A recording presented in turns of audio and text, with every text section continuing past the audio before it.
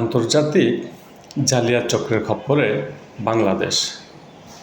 স্বাধীন বাংলাদেশের বুকে পাকিস্তানি শকুনের থাবা। একজন মুক্তিযোদ্ধার কাছে শপথ পাঠ করে উপদেষ্টা হওয়া আরাম, আর জাতীয় সংসদে ওনার বক্তব্য শোনা হারাম। হে জেনজেট, স্বাধীন বাংলাদেশের বুকে তোমরা বানিয়েছ এক টুকরো পূর্ব পাকিস্তান।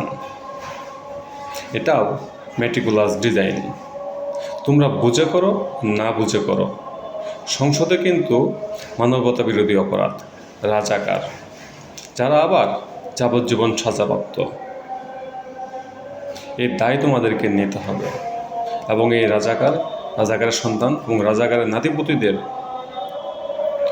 প্রতিহত তোমাদেরই করতে হবে।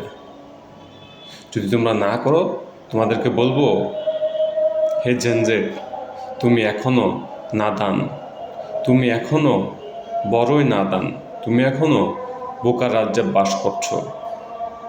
ধিক্কার তোমার এই মেধা।